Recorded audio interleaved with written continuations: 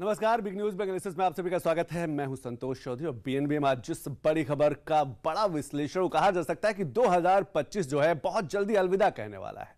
लेकिन ये अलविदा कहते हुए 2025 में कई बड़े बदलाव देखने को मिले। इस 2025 में कई बड़े रिफॉर्म्स देखने को मिले और हर सेक्टर में कहा जा सकता है कि बड़े रिफॉर्म का साझीदार ये साक्षी बना है 2025। और इसीलिए 2025 में आज हम देखिए अर्थव्यवस्था की बात करें। आज 29 तारीख है, फिर 30, फिर 31 और उसके बाद नए साल का आगाज हो जाएगा, नए साल का स्वागत किया जाएगा। लेकिन 2025 में अर्थव्यवस्था के लिहाज से देखा जाए तो जीएसटी रिफॉर्म्स जैसे जो बड़े बदलाव, इनकम टैक्स स्लैब को लेकर, इनकम टैक्स में छूट के दायरे को लेकर जो बड़े बदलाव किए, और यही 2025 था जब भारत जो है दुनिया की चौथी बड़ी आर्थिक शक्ति बना, जापान को पीछे करते। और इतना ही नहीं हुआ, पर कैपिटल इनकम पर फोकस किया गया, प्रति व्यक्ति आय पर फोकस किया गया, एमएसएमई सेक्टर को बढ़ावा देने की बात की गई, स्टार्टअप जैसे बड़े सेक्टर, डिफेंस सेक्टर के पे स्टार्टअप की बात करें, या फिर स्पेस इंडस्ट्री में स्टार्टअप की बात करें, या फिर हम न्यूक्लियर इंडस्ट्री में हम स्टार्टअप की बात करें। ये 3 बड़े फैसले लिए गए। तो 2025 जो है ये जाता हुआ 2025 का आज बड़ा विश्लेषण। और सबसे पहले देख लेते हैं कि आखिर जब हम अर्थव्यवस्था की बात करते हैं, फाइनेंशियल रिफॉर्म की बात करते हैं, तो 2025 में क्या कुछ बड़े बदलाव रहे, क्या कुछ बड़े फैसले रहे हैं अर्थव्यवस्था को लेकर। और शायद इसीलिए आज हम चौथी बड़ी आर्थिक शक्ति बने हैं। कई बड़े मामलों में हम आगे बढ़े, हमारा ट्रेड बढ़ा। ऐसे छोटे देशों को खोजा गया है, तलाशा गया है जहां पर देश भले ही छोटे हो लेकिन वहां पर एक बड़ा बाजार है भारतीय सामानों का, भारतीय उत्पादों का। ग्लोबल साउथ की आवाज भारत बना। तो 2025 में बहुत कुछ छिपा है, लेकिन आज अर्थव्यवस्था के लिहाज से 2025 कैसा रहा, क्या कुछ बड़े फैसले रहे, क्या कुछ बड़े रिफॉर्म्स रहे, और रिफॉर्म्स का असर क्या कुछ रहा है। हमारे साथ 3 खास बड़े मेहमान जुड़ेंगे, बड़ा विश्लेषण करेंगे। लेकिन सबसे पहले देखते हैं, आप देखिए 2025 का हाल, आर्थिक कमाल क्या कुछ रहा है। चौथी बड़ी अर्थव्यवस्था बना, जापान को पीछे करके भारत जो है चौथी बड़ी आर्थिक शक्ति बना इसी 2025 में। और भारत की जीडीपी $4.19 ट्रिलियन के पार पहुंची है। और ये उम्मीद लगाई जा रही है कि साल, 1 साल, 2 साल में हम तीसरी बड़ी आर्थिक शक्ति बन जाएंगे। दूसरा सबसे बड़ा बदलाव, जीएसटी टैक्स में जो पहले 4 स्लैब हुआ करते थे, 4 तरीके के टैक्स देना पड़ता था, अब वो सिर्फ 2 टैक्स, 5 और कहा जा सकता है कि 18, सिर्फ 2 टैक्स में वो बदला गया, सिर्फ 5% का टैक्स और 18% का टैक्स। इससे परचेजिंग पावर बढ़ी, लोगों की परचेजिंग पावर बढ़ी, तो जो डिमांड है वो बढ़ गई। तीसरा आप देखिए, चौथी बड़ी अर्थव्यवस्था, जीएसटी टैक्स में बदलाव। लेकिन इसके साथ साथ ये भारत की उभरती हुई आर्थिक शक्ति का नजारा था। जो कहा एफटीए की बात करिए या फिर लेबर लॉ रिफॉर्म्स की बात करिए, ये एक बड़ा सुधार है। आप इसे कानून से जोड़ के तो देख ही रहे हैं। जब लगभग 29 से ज्यादा कानून, श्रमिकों के कानून, अलग अलग छोटे छोटे मसलों के कानून हुआ करते थे, सबको हटा के सिर्फ 4 लेबर कोड में बदल दिया गया। और कहते हैं ना कि किसी भी देश की जो अर्थव्यवस्था को आगे बढ़ाने का काम श्रमिक ही करते हैं, लेबर ही करते हैं। और इसीलिए 29 कानूनों को 4 कोड्स में समेटा गया। आर्थिक सुधार में श्रमिकों का बड़ा योगदान रहता है और यह बड़ा रिफॉर्म माना गया, अर्थव्यवस्था के लिहाज से भी और श्रमिकों के हक और अधिकारों के लिहाज से भी। तीसरा एफटीए, फ्री ट्रेड एग्रीमेंट जो है, इस साल 3 से ज्यादा देशों के साथ फ्री ट्रेड एग्रीमेंट हुआ। अब तक 18 से ज्यादा ऐसे देश हैं जहां पर जिनके साथ हमारा जो है वो फ्री ट्रेड एग्रीमेंट हुआ। 2025 में पीएम मोदी ने जिन देशों की यात्राएं की हैं उसमें ज्यादातर से देशों के साथ कहा जा सकता है कि फ्री ट्रेड एग्रीमेंट को लेकर बात हुई है, कुछ से समझौता भी हो गया है। दूसरा बात है महंगाई पर नियंत्रण। 2018-19 के जो आंकड़े हैं, सबसे कम महंगाई थी।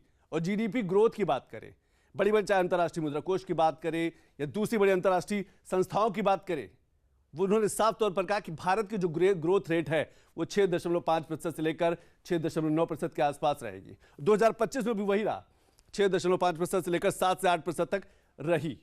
और ये जो 2025 का ग्रोथ है ना, इसका असर 2026 में भी दिखेगा। तीसरा टैरिफ, 2025 में एक चुनौती के रूप में टैरिफ भी सामने आया भारतीय अर्थव्यवस्था के सामने। दुनिया भर में 91 ऐसे देश हैं, 90 से ज्यादा ऐसे देश हैं जो टैरिफ की मार झेल रहे हैं, जिसमें भारत भी है। पहले 25% का लगा, उसके बाद फिर 25% जोड़ा गया, कुल मिलाकर 50% का टैरिफ लगा। तो ये चुनौती भी थी और इस संकट को, इस चुनौती को भी भारतीय अर्थव्यवस्था ने आगे कहा जा सकता है कि उसको, उससे लड़ाई लड़ी और उससे निपटारा भी हुआ। कई बड़े सेक्टर हमने तलाशे, कई बड़े देश तलाश लिए व्यापार के लिए, बायलैटरल ट्रेड के लिए, द्विपक्षीय व्यापार के लिए।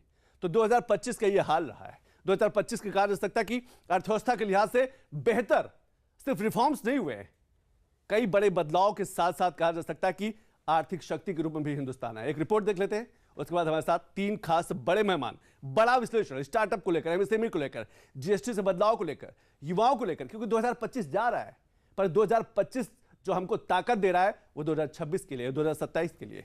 एक रिपोर्ट देखते हैं।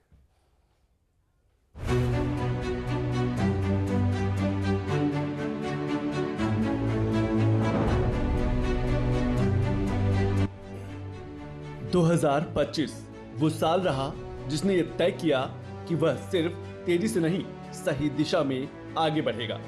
2025 वो साल रहा जिसने तय किया विकास सिर्फ नारों से नहीं, कठिन फैसले से होगा, सरल कानूनों से होगा और भरोसे पर आधारित होगा। 2025 वो साल रहा जिसने आतंकवाद के खिलाफ अपनी लाइन क्लियर कर दी। और 2025 वो साल रहा जब टैरिफ लगा और टैरिफ की मुश्किलों को भी दूर किया गया। 2025 में भारत ने जापान को पीछे धकेलते हुए दुनिया की चौथी बड़ी आर्थिक शक्ति बनकर उभरा है। 2025 में भारत ने अपनी इमेज और अपनी ताकत दोनों की चमक बिखेरी।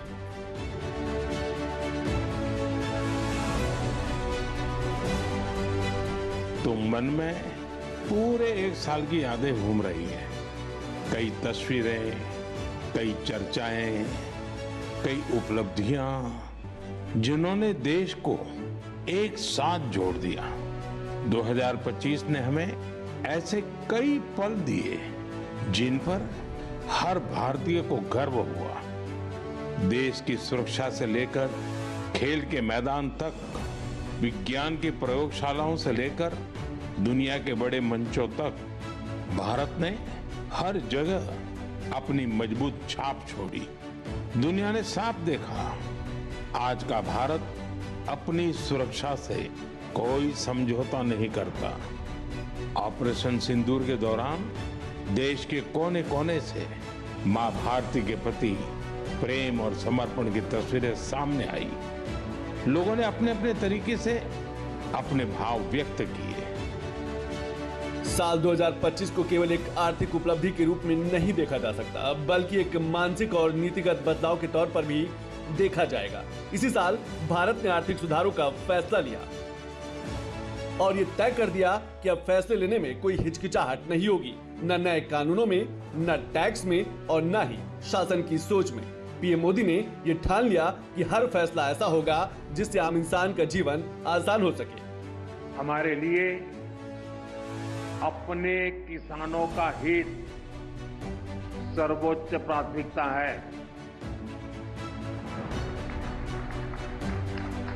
भारत अपने किसानों के, पशुपालकों के और मछुआरे भाई बहनों के हितों के साथ कभी भी समझौता नहीं करेगा। बदलाव केवल नीतियों तक सीमित नहीं रहा, बल्कि आर्थिक विकास की यात्रा में ऐसे फैसले लिए गए जिसने साफ कर दिया कि भारत की आर्थिक ग्रोथ दुनिया को पीछे छोड़ने में कारगर होगी और आर्थिक तरक्की को मजबूती मिलेगी। यानी कि जाता हुआ 2025 का जो साल है, अर्थव्यवस्था से जुड़े कई बड़े फैसले इसमें शामिल रहे।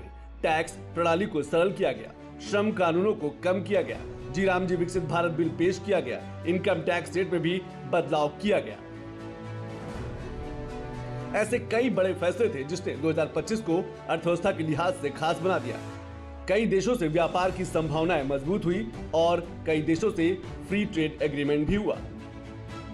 2025 की ग्रोथ आने वाली 2 सालों तक ताकत देती रहेगी। इसीलिए एक्सपर्ट कहते हैं कि 2025 की आर्थिक रफ्तार 2026 की ग्रोथ रेट को बड़ी मजबूती देगी।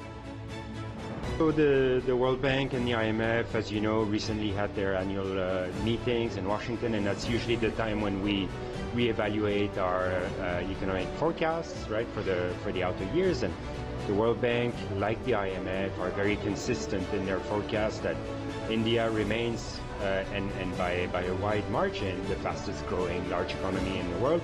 in fact, making now a very significant contribution to world growth by virtue of the fact that India is supposed to grow over the foreseeable future anywhere between 6 and 7%, which is significantly higher than what we expect. कई ऐसे बड़े sector 2025 में रहे हैं जिन्होंने कमाल कर दिया। मजबूत घरेलू मांग बढ़ी है, इंफ्रास्ट्रक्चर में ज्यादा पैसा खर्च हुआ है, मेक इन इंडिया और पीएलआई का जो बेजोड़ संगम रहा है उसके परिणाम सामने हैं। पंपर डिजिटल इकोनॉमी रही है, स्टार्टअप इकोसिस्टम की जो शुरुआत की गई उससे एक बड़ा बदलाव मिला और सबसे बड़ी बात फिनटेक यानी कि ई कॉमर्स पर बड़ा फोकस किया गया। भारत ने अर्थव्यवस्था के लिहाज से उन छोटे देशों को भी चुना जो ग्लोबल साउथ से जुड़े थे, पर वहां भारतीय सामानों का एक बड़ा बाजार हो सकता था। पीएम मोदी ने हर एक आर्थिक पहलू को देखते हुए कई छोटे बड़े देशों की यात्राएं की ताकि 2025 का साल इकोनॉमिक रिफॉर्म्स का साल हो और भारत तेजी से 2047 के सपने की तरफ बढ़ता रहे।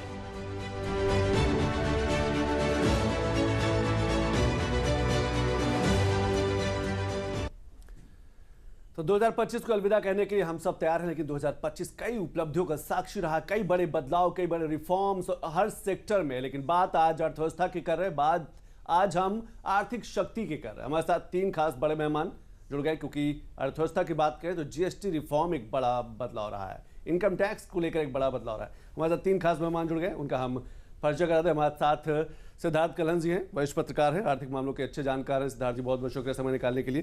दूसरे खास मेहमान अमित निरंजन जी हैं, सीनियर रिसर्च एडवाइजर हैं। अमित जी बहुत बहुत शुक्रिया समय निकालने के लिए। तीसरे खास मेहमान अनुज गोयल जी हैं, असिस्टेंट कमिश्नर हैं जीएसटी में। अनुज जी बहुत बहुत शुक्रिया समय निकालने के लिए। लेकिन शुरुआत सिद्धार्थ जी आपसे करना चाहूँगा। 2025 को हम क्या कह सकते हैं कि मजबूत निवेश भी हुआ है, अर्थव्यवस्था भी आगे बढ़ी है, मुद्रास्फीति यानी कि महंगाई भी कम रही है, और जो परचेजिंग पावर है यानी कि लोगों की लाइफ स्टाइल जो है उसमें भी एक बड़ा बदलाव देखने को मिला है। संतोष जी, अर्थव्यवस्था का अध्ययन करने वालों के लिए अभी तक भारत के संदर्भ में सबसे जो महत्वपूर्ण वर्ष था वो 1991 हुआ करता था, जब हमारी अर्थव्यवस्था ने एक नया आयाम चुना था, एक नए रास्ते पर चलने का फैसला किया था, लिबरल इकोनॉमी की शुरुआत जिसे कहते हैं। अब एक सभी तरह के अध्ययन करने वालों के लिए 2025 या आने वाले 100 सालों तक याद रखा जाएगा कि 2025 में भारतीय अर्थव्यवस्था में कितने महत्वपूर्ण बदलाव हुए और भारतीय अर्थव्यवस्था ने कितनी नई ऊंचाइयां छुईं। आपने इनकम टैक्स की बात की, डायरेक्ट टैक्स में हो गया, इनडायरेक्ट टैक्सेस में आपने जीएसटी की बात की, इसके बाद आपने भारत के ग्रोथ रेट की बात की, जो ग्रोथ रेट बहुत सारे लोगों को, दुनिया में कई सारे मुल्कों को तो अविश्वसनीय भी लगा कि भारत ने कैसे 8% के रेट पर हम को क्रॉस करते हुए दिखाई पड़े। इसके बाद बहुत सारे ऐसे सेक्टर्स रहे, मांग, जब पूरा एक तरह का ग्लोबल क्राइसिस का दौर इकोनॉमी में कहा जा सकता है, ऐसे में किस तरीके से भारत में मांग बढ़नी शुरू हुई, चुनौतियां किस तरीके से आई, उन चुनौतियों का सामना कैसे हुआ। टैरिफ की इस तरह की मार भारत को पहले झेलनी नहीं पड़ी थी, जिस तरह का 2000 आप एक शुरुआत देखें। बिल्कुल, शुरुआत होती है इनकम टैक्स से, जो कि फैसला होता है 1 फरवरी 2025 को। इसके बाद अप्रैल आते आते हमारे साथ होता क्या है कि हम टैरिफ की मार से परेशान होना शुरू होते हैं। अमेरिकन टैरिफ 25% अप्रैल में शुरू होता है और 25% की धमकी होती है, जो कि जुलाई खत्म होते होते अगस्त आते आते 25% और हो जाता है। लेकिन इसी बीच में एक अच्छी खबर ये आती है कि हम दुनिया की चौथी सबसे बड़ी इकॉनमी बन जाते हैं। इसके बाद आप देखें, दिवाली के ठीक पहले जीएसटी का रिफॉर्म होता है। नवंबर आते आते हमें खबर क्या मिलती है कि हमारे यहाँ ग्रोथ रेट उसने एशिया के तमाम सारे मुल्कों को पीछे छोड़ते हुए और दुनिया के सारे विकसित देशों से कहीं आगे हमारी ग्रोथ रेट हुई है। दिसंबर में हमारे पास सूचना क्या आती है? दिसंबर में सूचना ये आती है, हम हमेशा से सुनते रहे हैं, share market foreign institutional investor FII run करते हैं, लेकिन डोमेस्टिक इन्वेस्टर्स ने एफआईआई को कहीं पीछे छोड़ दिया। एफआईआई पैसे निकाल रहे थे, डोमेस्टिक इन्वेस्टर्स पैसे इन्फ्यूज़ कर रहे थे और शेयर मार्केट लगातार तेज़ी की तरफ हमारा बढ़ता जा रहा था। आप इसके अलावा देखें, जो आपने जिक्र किया, हमने डिजिटल पेमेंट के मामले में आज देखें पूरे दुनिया में यूपीआई ने किस तरीके से, और डिजिटल पेमेंट के मामले में हमारी ग्रोथ रेट 40% की। दुनिया में किसी भी मुल्क के लिए या किसी भी बिजनेस मॉडल के लिए ये अविश्वसनीय चुनौती है। जरूर आऊंगा, चाहे हम फिनटेक की बात करें, यूपीआई की बात करें, डिजिटल की बात करें, और जिस तरीके से ऑनलाइन एक बड़ा बाजार भारत ने खड़ा किया है, एक बड़े बदलाव। लेकिन अमित जी, क्या 2025 को हम रिफॉर्म्स का साल कह सकते हैं? क्या 2025 को हम कहा जा सकता है कि बड़े फैसलों वाला साल कह सकते हैं कि जब फाइनेंशियल सेक्टर की बात की जाए, वित्तीय रिफॉर्म पर बड़े बदलाव की बात की जाए, तो जीएसटी जैसे बड़े बदलाव, टैक्स का जो जाल हुआ करता था वो जाल खत्म हुआ और सिर्फ 2 टैक्स में आम इंसान की जिंदगी को जोड़ा गया। सर 2025 बहुत इंपॉर्टेंट इसलिए रहा कि अगर हम कंपेयर करते हैं 2024 से, तो हमारे पास एक बहुत बड़ा एक जो सेटबैक था वो ये था कि हमारे स्टार्टअप्स तो खुलते थे लेकिन उनका ड्रॉप डाउन इफेक्ट बहुत ज्यादा था, मतलब बंद जल्दी हो जाते थे। तो जो लर्निंग थी ना, प्रैक्टिकल अप्रोच थी, वो 2025 ने हमें बहुत ही अच्छे से सिखाया। इस बार जो हमारा जो स्टार्टअप बने जितने और उससे ज्यादा जो ड्रॉप डाउन रेशियो है उसमें बहुत बड़ी गिरावट आई, यानी जो बने वो सस्टेन कर गए, यानी जो चीज 2024 में नहीं हो पा रही थी वो 2025 में। ये इस बात का सबसे बड़ा प्रूफ है कि जब हम बात करते हैं अपने सेल्फ एस्टैब्लिशमेंट की, सेल्फ रिलायबिलिटी की, वो 2025 ने दिखाया। जितने भी स्टार्टअप्स हैं उन्होंने ग्रोथ दी है। हमारे यहाँ आईपीओस के सर्ज आए, आईपीओस हमारे इस लेवल पर बहुत अच्छे से ओपन हुए, कई बड़ी कंपनियों के आईपीओस आए।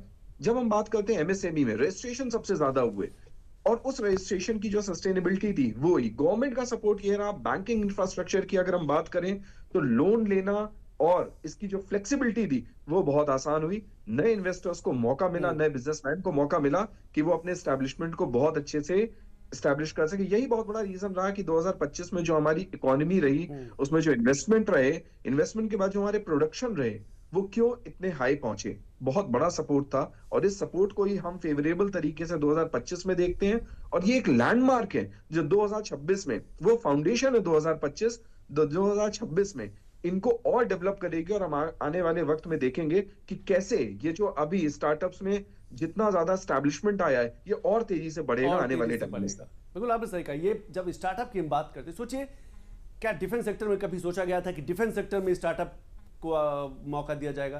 क्या कभी सोचा गया था कि स्पेस इंडस्ट्री में, अंतरिक्ष के क्षेत्र में स्टार्टअप की बड़ी भूमिका होगी? क्या कभी सोचा गया था कि न्यूक्लियर वाले सेक्टर में इसमें स्टार्टअप की भूमिका होगी? ये तीनों ऐसे सेक्टर जो छूते रहे हैं स्टार्टअप और एमएसएमई से, इनको भी जोड़ा गया। मकसद यही है कि हिंदुस्तान की अर्थव्यवस्था को तेजी से आगे बढ़ाना, और ये सब कुछ 2025 में हुआ। अनुज जी, जब हम जीएसटी की बात करते हैं, क्योंकि जीएसटी रिफॉर्म जो है, हमें लगता है कि अब तक जो फाइनेंस की रिफॉर्म की बात की जाती है, बदलाव की बात की जाती है, सबसे बड़ा रिफॉर्म जो रहा है वो जीएसटी रिफॉर्म रहा है। क्या जीएसटी रिफॉर्म से एक इकोसिस्टम तैयार हुआ है जहां उत्पादन भी बढ़ा है, जहां लोगों की परचेजिंग पावर भी बढ़ी है, जहां पर कहा जा सकता है कि घरेलू मांग भी बढ़ी है, जिससे रोजगार भी बढ़ा है? जी बिल्कुल संतोष जी। जब सन 2017 में जीएसटी आया, तो जब जीएसटी आया तो उस समय उसको वन नेशन वन टैक्स के रूप में एक बड़ा सुधार देखा गया। लेकिन वही सुधार जो है, आपने देखा होगा कि वो जो अप्रत्यक्ष कर के रूप में एक बड़ा सुधार। उसके बाद अब सन 2025 में जब जीएसटी 2.0 आया है, ये जीएसटी 2.0 जो है विकास की गति को जो है बढ़ावा देने का काम कर रहा है। बढ़ावा देने का काम इस हिसाब से कर रहा है। आप देखिए, जो भी जीएसटी 2.0 में है, जो घरेलू यूज की, जो रोजमर्रा की जो जीवन की चीजें हैं, उनको सस्ता किया गया।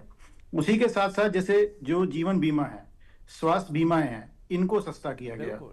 इसके साथ साथ आप देखेंगे कि इसमें जो सस्ती हुई चीज, जैसे हम लोगों का कंस्ट्रक्शन में सीमेंट से लेकर बहुत सारी ऐसी चीजें जो सामान्य जीवन में, सामान्य अर्थव्यवस्था में एक बड़ा रूप रखती हैं, उसकी कमी होने से, चूंकि कीमतें कम हुई हैं, तो उन्हीं कम कीमतों की वजह से मांग जो हुई है, मांग में एक बढ़ोतरी हुई है।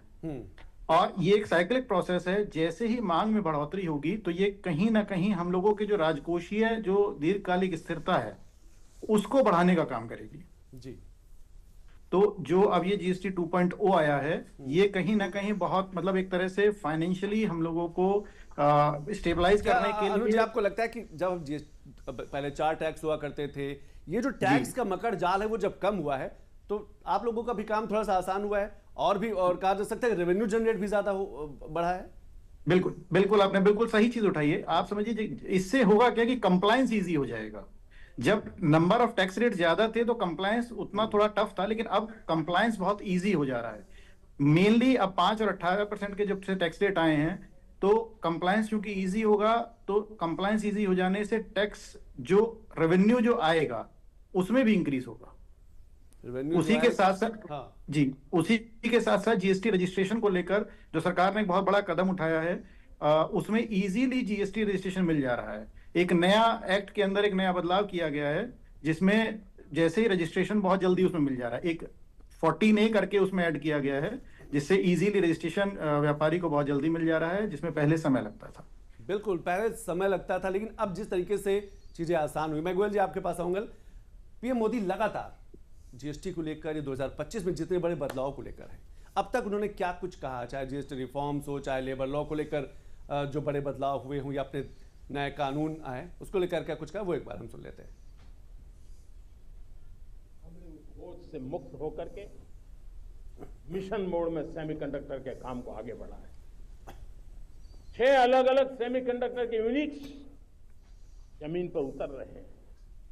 4 नए यूनिट्स को हमने ऑलरेडी हरी झंडी दिखा दी है, ग्रीन सिग्नल दे दिया है। आज भारत की अर्थव्यवस्था का तेजी से विस्तार हो रहा है और जैसा मैंने पहले कहा, हमारी सरकार की तीसरे टर्म में भारत का दुनिया की तीसरी सबसे बड़ी अर्थव्यवस्था बनना तय है। इस दिवाली में आपकी डबल दिवाली का काम मैं करने वाला हूं। इस दिवाली में आपको एक बहुत बड़ा तोहफा देशवासियों को मिलने वाला है। हम नेक्स्ट जनरेशन जीएसटी रिफॉर्म्स लेकर के आ रहे हैं। ये दिवाली के अंदर आपके लिए तोहफा बन जाएंगे। तो चाहे सेमीकंडक्टर की बात करें या फिर जीएसटी के बड़े बदलाव की बात करें, 2025 का साल बेहतरीन रहा है अर्थव्यवस्था के लिहाज से। भारत की जो ग्रोथ रेट रही है, विकास दर रही है, वो लगातार अंतर्राष्ट्रीय जो संस्थाएं हैं उन्होंने समय समय पर कहा, चाहे मूडीज जो रेटिंग तय करती हैं किसी भी देश की, कि किसी भी देश में ग्रोथ रेट क्या होने वाला है, उसके व्यापार का, उसके बाजार का, भारत सबसे आगे रहा। अमेरिका की बात करें, चीन की बात करें, 4%, 2%, 3% के आसपास रही। हमारे साथ सिद्धार्थ जी हैं, उनसे समझने की कोशिश करेंगे। लेकिन सेमीकंडक्टर को लेकर 2025 में कई बड़े सेमिनार हुए, सेमिकॉन इंडिया किया गया, ताकि देश भर के, दुनिया भर के जो कहा जा सकता है सेमीकंडक्टर से जुड़े जो बड़ी कंपनियां हैं वो भारत में निवेश करें। लेकिन 5 बड़े कदमों की भी बात कर लेते हैं। ये 5 जो बड़े कदम है, आपको बता देंगे कि बेहतर जीडीपी 2025 में बेहतर जीडीपी रही है। कहा जा सकता है कि अगर इन 5 कदमों की बात करें, जिस तरीके से जीडीपी में बढ़ोतरी हुई, जिस तरीके से व्यापार पर फोकस किया गया है, ट्रेड को बढ़ावा दिया गया, एमएसएमई सेक्टर को जिस तरीके से मजबूती दी गई है, ये 5 बड़े कदम। और इसमें एमएसएमई सेक्टर, स्टार्टअप की बड़ी भूमिका। मुद्रास्फीति यानी कि महंगाई दर जो रही है उसको नियंत्रित रखा गया है। पर कैपिटा इनकम बढ़ाने पर फोकस किया गया है, क्योंकि जिस तरीके से छोटे छोटे एमएसएमई सेक्टर से जुड़े व्यापार बढ़े हैं, उनसे रोजगार ज्यादा बढ़ा है। डिजिटल अर्थव्यवस्था यानी कि जो डिजिटल इकोनॉमी है, भारत की अपनी अलग डिजिटल इकोनॉमी, जैसे सिद्धार्थ जी कह रहे थे कि यूपीआई में पूरी दुनिया में हिंदुस्तान जो है वो टॉप पे है ट्रांजैक्शन के मामले में। तो डिजिटल जो रिवॉल्यूशन आया, जो डिजिटल जो क्रांति आई है, वो भारत में कहा जा सकता है कि तस्वीर बदल रही है। निर्यात तेजी से बढ़ा है, हम धीरे धीरे आत्मनिर्भर होते गए, हमारा सामान दुनिया के कोने कोने में पहुंचा। और शायद ग्लोबल साउथ के देशों की बड़ी भूमिका है। जो छोटे देश है, जो दक्षिण अफ्रीका से जुड़े कहा जा सकते हैं, जो छोटे देश, वहां पर भारत का एक बड़ा बाजार है। और इन सब का असर रोजगार पे देखने को मिला है।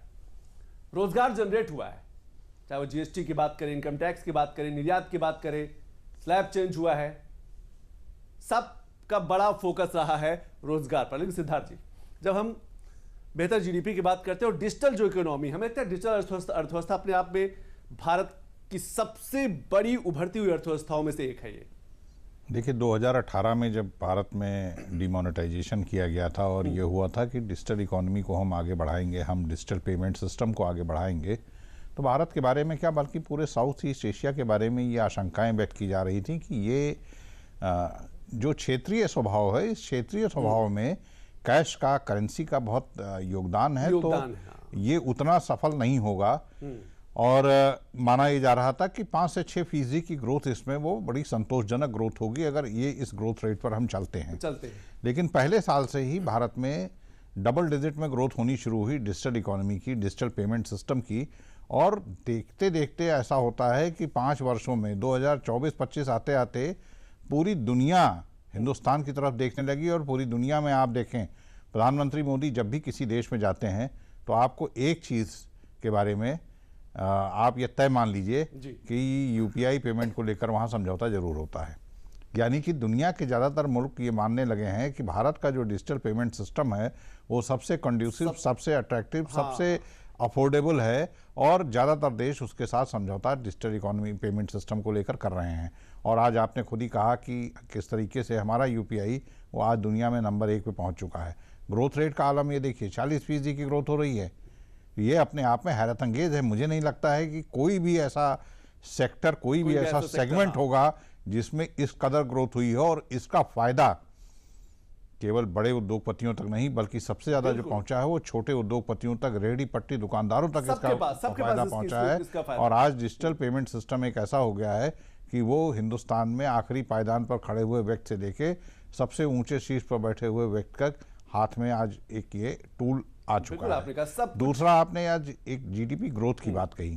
देखिए, जीडीपी ग्रोथ, हम अमेरिका, चाइना, हमारा मुकाबला अब किससे है? जब हम दुनिया की चौथी बड़ी इकॉनमी है तो जाहिर सी बात है कि हमारा मुकाबला ये होगा कि हम कितनी जल्दी तीसरी और फिर दूसरी और फिर पहली सबसे बड़ी इकॉनमी की तरफ बढ़ें। तो जिन देशों के साथ हमारा मुकाबला है उन देशों की आप ग्रोथ रेट देखें और हिंदुस्तान की ग्रोथ रेट देखें। अब पूछा जाएगा या लोगों को ये हैरत होगी, भाई भारत का ग्रोथ रेट इतनी ज़्यादा कैसी है? तो हमारे जीएसटी के जो सहयोगी आज बैठे हुए हैं, उन्होंने ये बताया कि किस तरीके से हमारी मांग, हमारे दोनों पैनलिस्ट ने इस बात कही कि हमारी मांग किस तेजी के साथ बढ़ी है। अर्थव्यवस्था को आकार को बड़ा करने में इसका बहुत बड़ा योगदान है। कंजम्पशन के मामले, हम उत्तर प्रदेश में बैठे हैं, उत्तर प्रदेश कंजम्पशन के मामले में जब भारत के बाकी राज्यों में जो जीएसटी कलेक्शन था उस कलेक्शन में जब ड्रॉप देखा गया तब भी उत्तर प्रदेश का जीएसटी कलेक्शन बढ़ रहा था। यानी कि हमारा यहाँ कंजम्पशन लगातार बढ़ रहा है। तो उस जो मांग हमारे यहाँ बढ़ रही है वो मांग हमारी अर्थव्यवस्था के आकार को मैमोथ साइज की तरफ ले जा रही है, और इसका नतीजा हमको उस ग्रोथ रेट जो है बड़ी हुई दिख रहा है। मैं गोयल जी से एक छोटा सा रिएक्शन ले लूं। अनुराग गोयल जी, जीएसटी कलेक्शन में उत्तर प्रदेश की स्थिति क्या है अगर बाकी राज्यों से देखा जाए? क्योंकि बड़ा राज्य है, एमएसएमई सेक्टर भी, एमएसएमई का एक बड़ा हब भी माना जाता है। क्या एमएसएमई भी प्रभावित करता है जीएसटी को रेवेन्यू जनरेशन में या लाइसेंस में? जी गोयल जी, मैंने लगता है आपने म्यूट कर रखा है। जीएसटी, जैसा कि अभी हम लोग डिस्कस कर रहे थे, जीएसटी एक कंजम्पशन बेस्ड टैक्स है। कंजम्पशन बेस्ड टैक्स होने के कारण यूपी, क्योंकि एक बड़ा राज्य है, यहाँ कंजम्पशन की अपार संभावना है। इसी कारण यूपी का जो जीएसटी कलेक्शन है, आप देखिए वो लगातार बढ़ रहा है। और हो क्या रहा है कि जैसे आपने बोला कि एमएसएमई सेक्टर इसको किस तरह से प्रभावित करेगा, तो जैसे अब जीएसटी 2.0 में कीमतों में कुछ कमी आई, कीमतें ऐसी जो हम लोगों के डेली रूटीन की जरूरतें थी, उन कीमतों से मांग बढ़ी, और मांग बढ़ने से जब उसकी इनपुट कम रही तो एमएसएमई सेक्टर भी उसमें कॉम्पिटिटिव हुआ। ये एक सर्कुलर प्रोसेस है। जब एमएसएमई सेक्टर कॉम्पिटिटिव हुआ तो उसी कंपटीशन के रेशो में हम लोगों की मांग फिर दोबारा बढ़ गई। हाँ, इस वजह से और कंजम्पशन बेस्ड टैक्स होने की वजह से यूपी को इसका बेनिफिट भी है, और यहाँ कलेक्शन लगातार आप देखिए इसीलिए बढ़ भी रहा है। बिल्कुल, आपने सही कहा कि कलेक्शन बढ़ रहा है, और रेवेन्यू जनरेशन का मतलब है कि अर्थव्यवस्था को गति मिल रही है, इंफ्रास्ट्रक्चर में ज्यादा पैसा खर्च करने का मौका मिल रहा है सरकार को। हाँ, स्कोप है कि इंफ्रास्ट्रक्चर में दूसरी बड़ी स्कीम्स में जो है वो सरकार पैसा खर्च करती है। मैं अमित जी आपके पास आऊंगा, लेकिन एक बार वो ग्राफ देख लेते हैं। 5 साल का आंकड़ा जैसे सिद्धार्थ जी लगातार करें कि ग्रोथ रेट जो है ये दुनिया के लिए बड़ी हैरत की बात थी। कई कहा जा सकता है कि बड़े बड़े विशेषज्ञ इस बात पर चर्चा कर रहे थे कि भारत में ऐसा क्या है कि भारत की जो ग्रोथ रेट है वो लगातार बढ़ती जा रही है, और बड़ी बड़ी अंतर्राष्ट्रीय संस्थाएं इसमें अपनी मोहर लगा रही है। चाहे हम अंतर्राष्ट्रीय मुद्रा कोष की बात करें, मूडीज जैसी जो बड़ी अंतर्राष्ट्रीय संस्थाएं हैं जो दुनिया भर के देशों पर नजर रखती हैं कि किस देश में उसकी ग्रोथ रेट क्या है। पिछले 5 साल क्या आंकड़े थी? 2005 में 5.8% ग्रोथ रेट थी। 2021 में बढ़कर 9.7% ग्रोथ रेट हुई भारत की। 2022 में 7%, 2023 में 8%, 2024 में 6.5% और 2025 में भी लगातार ये 6.5% से लेकर 7% तक रही है। और अभी भी अंतर्राष्ट्रीय जितनी भी संस्थाएं हैं उनका यही अनुमान है कि ये ग्रोथ रेट जो है वो लगातार ऐसे ही बरकरार रहेगा। लेकिन सिद्धार्थ जी, सवाल ये है कि जब हम विकसित भारत के सपने की बात करते हैं, 2047 के उस बड़े सपने की बात करते हैं, तो क्या ये ग्रोथ रेट बरकरार रख पाना एक बड़ी चुनौती भी होगी, और बरकरार रहेगा तभी उस सपने तक हम पहुंच पाएंगे? देखिए, 2047 कोई ऐसा तो नहीं है कि 2047 आएगा और उस दिन सब कुछ बदल जाएगा। अगर हम 2047 में विकसित भारत की बात करेंगे तो हम ये भी बात करेंगे कि उसकी बुनियाद जो रखी गई, सबसे सशक्त बुनियाद जो उसकी रखी गई या सबसे मजबूत जो पिलर रखा गया वो 2025 में रखा गया। 2025 ने रास्ता तैयार किया कि 2047 में विकसित भारत कैसे होगा। और 2047 आते आते मैं कहता हूं कि चलिए हम एक पेसिमिस्टिक अप्रोच के साथ बात करते हैं कि हम एवरेज कर लेते हैं जो आपने सामने ग्राफ दिखाया है, और हम उसको एवरेज करते हुए हम चलते हैं कि हमारी ग्रोथ रेट इसी तरह से बनी रहेगी। हम बहुत ज़्यादा इससे आगे नहीं जा सकते या हम यहीं। तो आप इसको देखें, आज 2025 से 22 सालों के बाद और बाकी देशों की भी उसी तरह की हालत अगर बनी रहेगी तो दुनिया की पहली इकोनॉमी कौन होगा? निश्चित तौर पर भारत होगा। निश्चित तौर पर इस ग्रोथ रेट के हिसाब से, इस जीडीपी के आकार के हिसाब से दुनिया की पहली इकोनॉमी वो हिंदुस्तान के होने में कोई संदेह नहीं है। तो मैं ये मानता हूँ कि 2025, जब भी हम 2047 का इतिहास लिखेंगे, जब हम लिखेंगे कि 2047 में भारत एक विकसित देश कैसे बना, तो हम 2025 को जरूर याद करेंगे कि 2025 में कितने क्रांतिकारी कदम उठाए गए कि जिसने direct taxes, indirect taxes, industrialization को लेकर, इको स्टार्टअप को लेकर, एमएसएमई को लेकर बहुत सारे तरह के जो हमने फैसले लिए, उन फैसलों ने वो बुनियाद रखी जिस पर 2047 में विकसित भारत का निर्माण होगा। कि कई बड़े फैसलों ने, कई बड़े रिफॉर्म्स ने ये बुनियाद है, और यही बुनियाद का असर जो इमारत तैयार होगी वो 2047 में देखने को मिलेगी, जो एक बड़े संकल्प के साथ, बड़ी प्रतिबद्धताओं के साथ, बड़े सपने के साथ पूरा हिंदुस्तान आगे बढ़ रहा। अमित जी, मैं आपके पास आऊं, लेकिन जब चौथी बड़ी आर्थिक शक्ति भारत बना तो ढेर सारे प्रतिक्रियाएं भी आई, क्योंकि हम जापान को पीछे छोड़ते हुए हम चौथी बड़ी आर्थिक शक्ति बने थे, और बहुत जल्द तीसरे की तरफ हम आगे बढ़ेंगे। कुछ रिएक्शन सुन लेते हैं।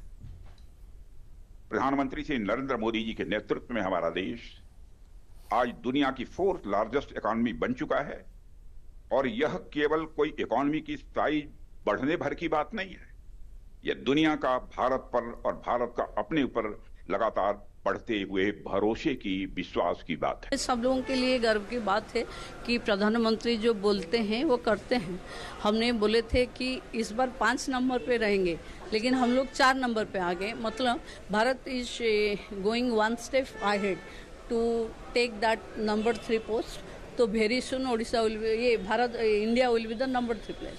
कि भारत अब दुनिया का चौथा सबसे बड़ा आर्थिक देश बन चुका है। जापान को हमने पीछे छोड़ दिया है। अमित जी, सवाल आपसे ये है कि जब हम डिजिटल इकोनॉमी की बात करते हैं, डिजिटल अर्थव्यवस्था की बात करते हैं, क्या आपको लगता है ऑनलाइन बाजार अपने आप में एक बड़ा बाजार उभर कर सामने है, और इसमें इस ऑनलाइन में युवाओं की एक बड़ी भूमिका है? इस डिजिटल जर्नी में, डिजिटल की जो यात्रा है ना, इसमें हमें लगता है कि युवाओं के हाथ में इस मोबाइल की बड़ी भूमिका है। सर, इसका एग्जांपल हम यूपी से मोबाइल का मैं जिक्र इसलिए कर रहा हूं कि पीएम मोदी ने भी कहा कि दुनिया में दूसरा देश है भारत मोबाइल मैन्युफैक्चरिंग का, और भारत में उत्तर प्रदेश पहला राज्य है मोबाइल मैन्युफैक्चर का। सर, बड़ा मिथ रहता था जब अभी अगर हम लोग मोबाइल यूज करते हैं तो किसी के हाथ में सैमसंग होगा, किसी के हाथ में एप्पल होगा, किसी के हाथ में मोटोरोला होगा।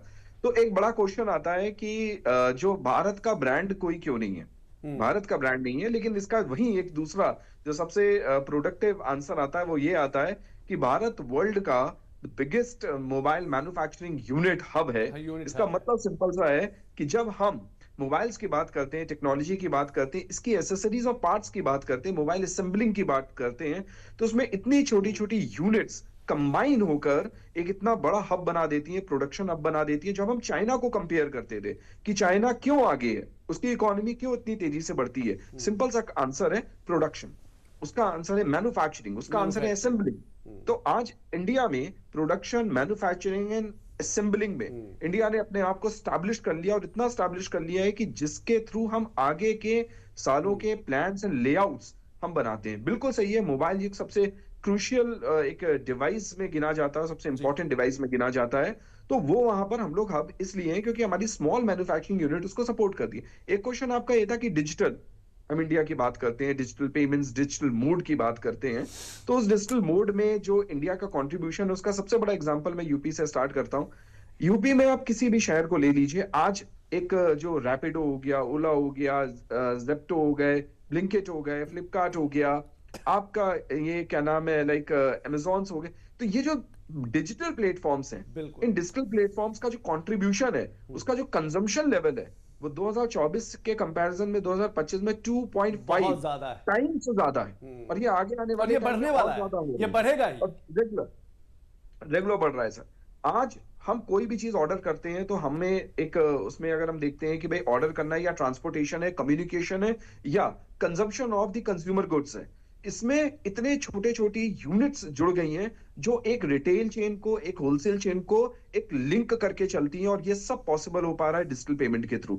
आज आप देखिए सारे के सारे लोगों ने ट्रस्ट बिल्डअप कर दिया। पहले हम लोग सीओडी करते थे सर, कैश ऑन डिलीवरी, पहले प्रोडक्ट आएगा तब हम पेमेंट करेंगे, लेकिन इतने सारे क्रेडिट कार्ड्स ऑप्शंस आने के बाद हर एक छोटे से छोटा जो 10,000 रुपए की सैलरी भी लेता है उसके पास भी क्रेडिट कार्ड है, और 5% का उसको आपको कैशबैक मिलता है। तो हर इंसान कोशिश करता है कि काम करते हैं कि पहले हम पेमेंट कर देते हैं, फिर गुड रिसीव करेंगे। इससे बेटर एग्जांपल सर कुछ हो नहीं सकता डिजिटल वर्ल्ड ऑफ इंडिया की अगर हम बात करते हैं तो। डिजिटल की हम जब भी बात करते हैं ना, तकनीक की यात्रा की बात करें, तो भारत ने एक बड़ी दूरी तय की है, तब हम शायद लीडिंग स्टेट या लीडिंग कंट्री के रूप में दुनिया के सामने है। लेकिन एक और सेक्टर है semiconductor.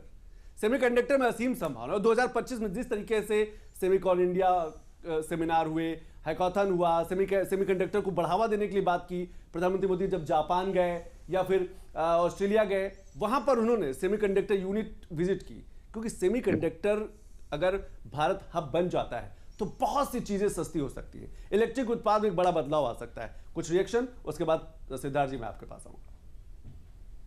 Well, I think that your Prime Minister made very clear that chips are the new oil, and if you want to be a major economical power, moving forward, chips is going to be essential. So I think that with the progress India have made in the last few years, entering semiconductor and becoming a strong country for semiconductor manufacturing makes a lot of sense.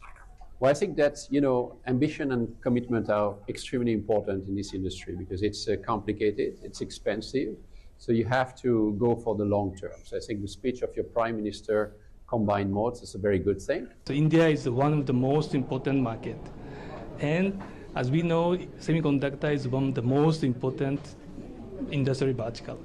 So, and as I explained, but logistics for semiconductor is very, very sensitive. So maybe I think maybe we can try to deliver the better service like we do in Japan or the other countries, and we are happy to support the Make in India semiconductor in this maybe Gujarat or some or anywhere place in India.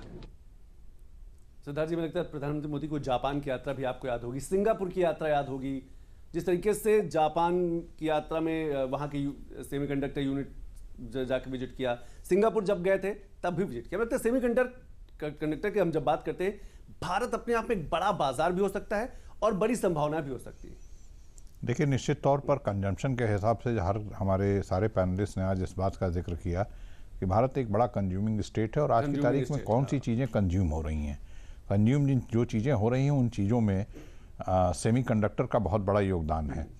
हमारा जो पूरे का पूरा जो electronic industry है, हमारा जो electronic vehicle industry है, हमारा जो मोबाइल इंडस्ट्री है, हमारा ये जो पूरा डिजिटल इंडस्ट्री है, इसमें सेमीकंडक्टर की बहुत बड़ी भूमिका। और हिंदुस्तान अब इस सेमीकंडक्टर की दुनिया में या इस सेमीकंडक्टर के बिज़नेस में हिंदुस्तान दुनिया का लीडर बनना चाहता है, और इसलिए हमने पहले से हमें इस बात का आभास है कि आने वाली दुनिया जो होगी उसमें ख़ास तौर पर टेक वर्ल्ड में रूल वो करेगा जिसके पास सेमीकंडक्टर की बहुत अच्छी मैन्युफैक्चरिंग कैपेसिटी होगी, जिसके पास अच्छा मैन्युफैक्चरिंग इंफ्रास्ट्रक्चर होगा।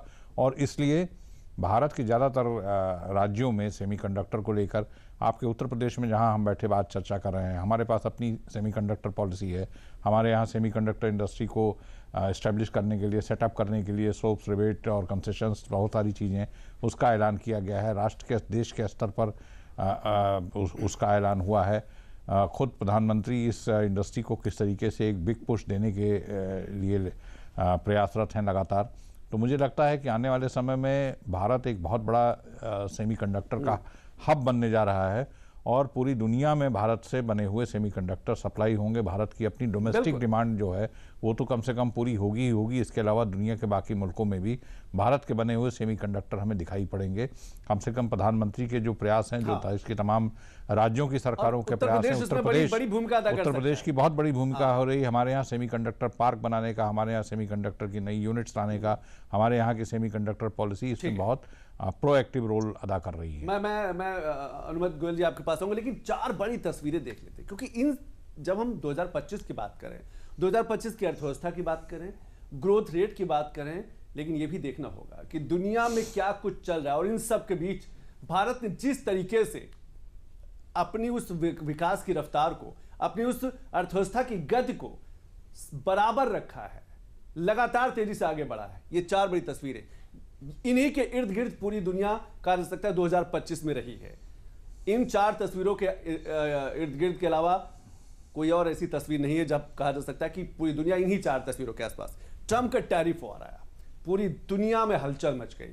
91 देश अभी भी ऐसे हैं जहां पर टैरिफ लगा हुआ है। इजराइल और गाजा युद्ध को लेकर जब हम मिडिल ईस्ट की बात करते हैं, इजराइल की बात करते हैं, हमास की बात करते हैं, गाजा शांति प्रोजेक्ट भी सामने आया। इसी के इर्द गिर्द दुनिया का व्यापार, ट्रेड सब कुछ रहा है। तीसरी तस्वीर रूस यूक्रेन युद्ध को लेकर लगातार ट्रेड भी प्रभावित हुआ है। बायलैटरल ट्रेड को लेकर भी कई बड़ी बातें निकल के आई हैं, समझौते को लेकर भी कई बड़ी बातें निकल के आई हैं। और चौथी तस्वीर भारत चीन के रिश्तों में सुधार। 2025 वो वर्ष रहा है जो कहा जा सकता है कि भारत और चीन के रिश्ते सबसे ज्यादा प्रगाढ़ हुए हैं, मजबूत हुए हैं। बायलैटरल ट्रेड को लेकर, आपसी समझौतों को लेकर, और जिस तरीके से दुनिया में स्थिति बनी, भारत, चीन और रशिया जैसे 3 देश जो है RIC की जो हम जिक्र करते हैं, वो एक साथ आकर खड़े हुए। तो ये 4 बड़ी तस्वीरें। लेकिन अनुज जी, सवाल ये है मेरा आपसे कि हमें लगता है ये जो 4 तस्वीरें हमने दिखाई हैं, शायद इसीलिए GST की भूमिका और बढ़ गई, क्योंकि छोटे उद्योग जो है वो प्रभावित हो। जो छोटा व्यापारी है वो मार्केट में आ सके, व्यापार कर सके, सिंगल विंडो सिस्टम रहे, ट्रांसपेरेंसी रहे, GST के लाइसेंस के लिए चक्कर न लगाने पड़े, रेवेन्यू आसानी से हो, कानून के मकर जाल से बचे। क्योंकि अगर दुनिया की चुनौतियों से निपटना है तो ये जो छोटे प्रयास हैं ये बड़ी भूमिका निभाएंगे। गोयल जी। बिल्कुल बिल्कुल, जैसा आपने बताया, इन्हीं मकर जाल से बचने के लिए जो GST का टैक्स रिफॉर्म हुआ, जिसमें आज मुख्यतः 5 और 18% के जो टैक्स रेट हैं, उन्हीं में सभी वस्तुओं को समावेशित कर दिया गया है। रजिस्ट्रेशन से लेकर कंप्लायंस तक, रजिस्ट्रेशन जिसमें पहले समय लगता था उसको ईज किया गया। उसको ईज करने से रजिस्ट्रेशन अब बहुत आसानी से सिर्फ ऑनलाइन चीजों को अप्लाई कर देने भर से रजिस्ट्रेशन मिल जा रहा है। उससे हो ये रहा है कि उससे कंप्लायंस इजी हो जा रही है। कंप्लायंस इजी होने के लिए जैसे जो रजिस्ट्रेशन कंप्लायंस, जो मकर जाल में आदमी फंसा रहता था कि रोज ऑफिस के चक्कर लगाने हैं, उसमें रजिस्ट्रेशन लेना है, उसमें जाके फिर टैक्स को भरना है। अब आप घर बैठे बैठे ऑनलाइन ही टैक्स का जो भी पैसा है, जो भी आपका फंड है, वो ऑटोमेटिकली आप उसको घर से बैठे बैठे भर सकते हैं। आपको ऑफिस आने की आवश्यकता भी नहीं है।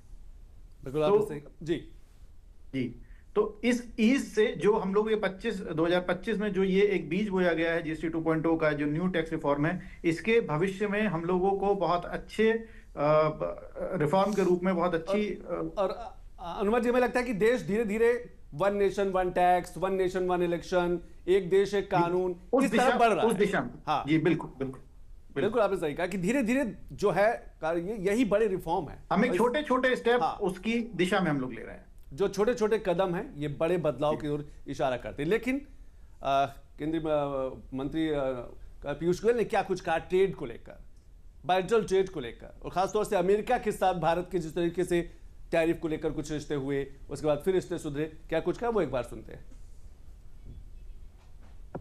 And we are talking to the United States, of course, but we don't do deals in a hurry, and we don't do deals with deadlines or with a gun on our head. India never takes decisions in a rush or on the pressure of the moment.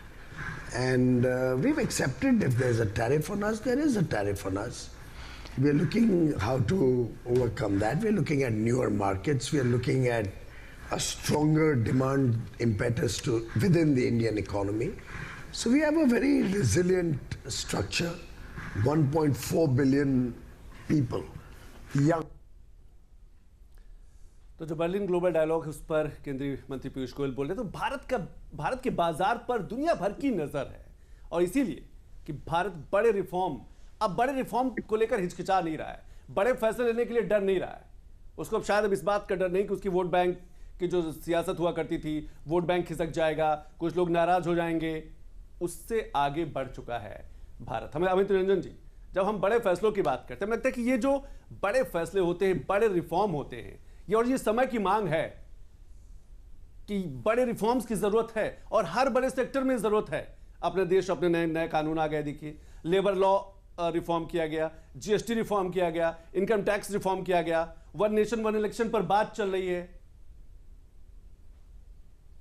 Sir, reformation इसलिए भी जरूरी होता है कि जब हम एक बहुत बड़ी कंट्री को हम जब सर्व कर रहे होते हैं और उस कंट्री का कंट्रीब्यूशन जब वर्ल्ड इकोनॉमी पर आता है, तो रिफॉर्म्स इसलिए जरूरी होते हैं क्योंकि वर्ल्ड की नीड के अकॉर्डिंगली हमें इंडिया को चेंज करना पड़ता है। अगर हम आज भी अपने यूथ की प्रॉब्लम्स को कंसीडर करते हैं और अगर हम ये चाहते हैं कि हमारे यूथ का इन्वॉल्वमेंट हर तरीके से इंडिया की ग्रोथ में हो, और इंडिया की जो ग्रोथ हो रही है, इंडिया का जो डेवलपमेंट हो रहा है, वो कुछ परसेंटेज में ना रहते हुए वो अगर मेजॉरिटी ऑफ परसेंटेज में जाएगा, तब हमें प्रैक्टिकल अप्रोच पर चेंजेस दिखते हैं। ये रिफॉर्मेशंस होते हैं, रिफॉर्म्स होते हैं, ये रिफॉर्म्स इसी का एक पार्ट होता है। प्लानिंग की अगर हम बात करते हैं तो प्लानिंग किसी भी एक पर्टिकुलर सेक्टर या पर्टिकुलर सेगमेंट को देखकर नहीं होती, एक उस सेगमेंट को देखकर होती है कि जिसका जो बेनिफिट है। जैसे एक हमारे रिस्पेक्टेड प्राइम मिनिस्टर ने एक बात बोली थी कि दिवाली में डबल बेनिफिट मिलेगा, तो उन्होंने किसी सेक्टर की बात नहीं बोली थी। उन्होंने बोला था कि जब हम जीएसटी में रिफॉर्म्स करते हैं, हम एक बहुत 28% वाले स्लैब्स को खत्म करते हैं, तो वहां पर जब उसका कंट्रीब्यूशन आता है, वो रिफॉर्म्स आते हैं, तो वो पूरी की पूरी हमारी जितनी भी पॉपुलेशन है, 140 करोड़ प्लस पॉपुलेशन को उसका कंट्रीब्यूशन मिलता है। यही बात आती है एम्प्लॉयमेंट की, यही बात आती है एजुकेशन की, यही बात आती है डेवलपमेंट की, यही इन्वेस्टमेंट की आती है, क्रेडिट कंट्रोल्स की बात आती है। और इन सारे क्रेडिट जब ये पॉलिसीज होती हैं, ये पूरे के पूरे यूथ को ध्यान में रखते हुए करी जाती है। सर, अगर कंट्रीब्यूशन सारी पॉपुलेशन का मेजॉरिटी में होगा, आगे आने वाले फ्यूचर को employment generation and production enhancement और मैन्युफैक्चरिंग को कंसीडर करते हुए होगा, तो डेफिनेटली यहां पर रिफॉर्म्स पॉजिटिव होंगे और वर्ल्ड इकोनॉमी के साथ पैरेलल होकर चलेंगे, जो इंडिया को एक ना एक टाइम में टॉप 3 इकोनॉमी में स्टैंड कर देंगे। सर, बिल्कुल आपने सही कहा कि टॉप 3 इकोनॉमी की तरफ भारत तेजी से बढ़ रहा है, बस कुछ वर्षों का इंतजार। लेकिन सिद्धार्थ जी, जब रिफॉर्म्स की बात करते हैं, बदलाव की बात करते हैं और आलोचना के बाद बड़े बदलाव की बात करते हैं, तो जी राम जी बिल जैसे जो बड़े रिफॉर्म्स किए गए, 100 दिन की बजाय 125 दिन का रोजगार मिलेगा, आपको लगता है गांव भी मजबूत होंगे, वहां की संस्कृति, वहां का कार्य सकता है कि विकास जो है, डेवलपमेंट जो है, वो भी तेजी से बढ़ेगा? देखिए, निश्चित तौर पर ये एक बहुत बड़ी ज़रूरत थी कि एक योजना जो इतने वर्षों से लाई जा रही है, उस योजना के मूल्यांकन के बाद अब बदलते हालात में उस योजना में क्या परिवर्तन किए जाने चाहिए, उसको कैसे मॉडिफाई किया जा सकता है, उसको देखते हुए 100 दिन से 125 दिन का रोजगार, फसल के सीजन में जो होने वाली समस्याएं थी, लेबर की समस्या थी, श्रमिकों की समस्या थी, उससे कैसे निपटा जाए। तो फसल के सीजन को उससे एक्सक्लूड किया गया कि फसल के सीजन में वो नहीं चलेगा। लीन पीरियड में, यानी कि उस काल में जबकि मजदूरी का संकट होता है, उस काल में मजदूरों को काम पर रखा जाएगा।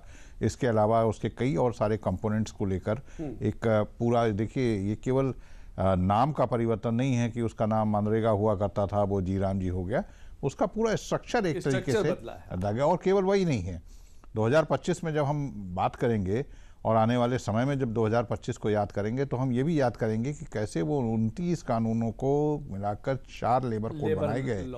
और आज की तारीख में हमने डिजिटल पेमेंट की बात की, अभी आप ई कॉमर्स की बात कर रहे थे, हम ई कॉमर्स किस तरीके से बढ़ रहा है, हम स्टार्टअप्स की बात कर रहे थे। बहुत बड़ी तादाद आज उन लोगों की है जिन्हें हम गिग वर्कर्स कहते हैं। उन गिग वर्कर्स को किस तरह की सोशल सिक्योरिटी की ज़रूरत है और उसके क्या प्रावधान किए जाएं, इसको देखते हुए लेबर कोड, जो 4 लेबर कोड बनाए गए, उन लेबर कोड में उनका प्रावधान किया गया। इसके साथ आज की तारीख में हम compete करने जा रहे हैं, हम अब दुनिया की 3 इकोनॉमीज़ के साथ compete करने जा रहे हैं, तो हमें ये भी देखना होगा कि नेचर ऑफ एम्प्लॉयमेंट किस तरीके से बदल रहा है। कॉन्ट्रैक्चुअल लेबर्स जो होते हैं, कॉन्ट्रैक्चुअल वर्कर्स जो होते हैं, उनको कैसे सोशल सिक्योरिटी नेट प्रोवाइड करते हुए उनके हिसाब से कैसे कानून बनाए जाएं ताकि कंपनीज के सामने भी दिक्कत ना हो और श्रमिकों के, कामगारों के, एम्प्लॉयज़ के, उनके हित भी सुरक्षित रहें। किस तरीके से ग्रेचुइटी के कानून को परिवर्तित किया गया, हमने तो बहुत सालों से सुना था, पहले 10 साल पे मिलती थी ग्रेचुइटी, फिर 5 साल पे मिलने लगी, लेकिन कैसे उस ग्रेचुइटी को आसान करते हुए नए लेबर कोड में इस तरह की व्यवस्था की गई कि हर किसी को ग्रेचुइटी का लाभ मिलेगा। कैसे ये व्यवस्था की गई है लेबर कोड में कि हर किसी को अब एक अपॉइंटमेंट लेटर होगा, हर किसी को ये पता होगा कि उसको कितनी छुट्टियां स्वीकृत की जाएंगी, कितनी छुट्टियां उसे मिलेंगी।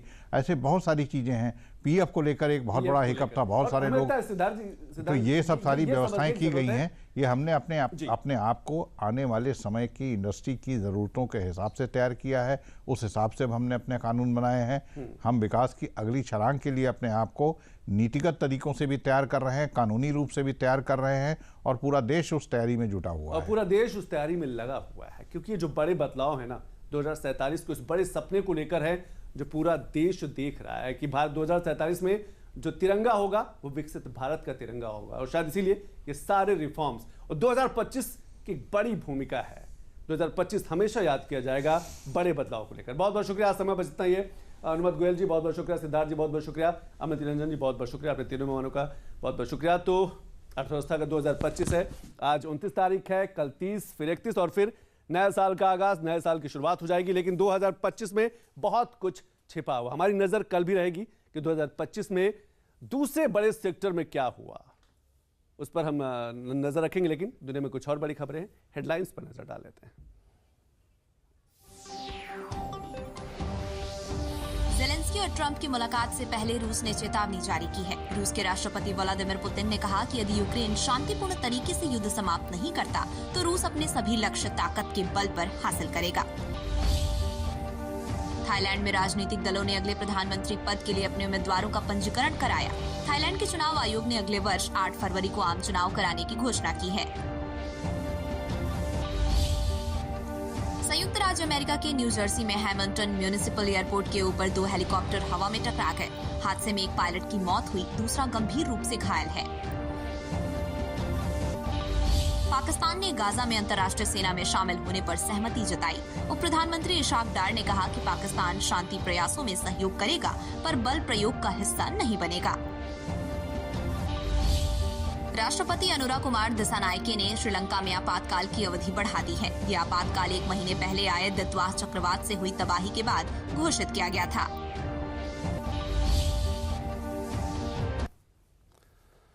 तो बिग न्यूज एनालिसिस में आज बस इतना ही। कल फिर किसी बड़ी खबर पर नजर रहेगी। तब तक के लिए नमस्कार।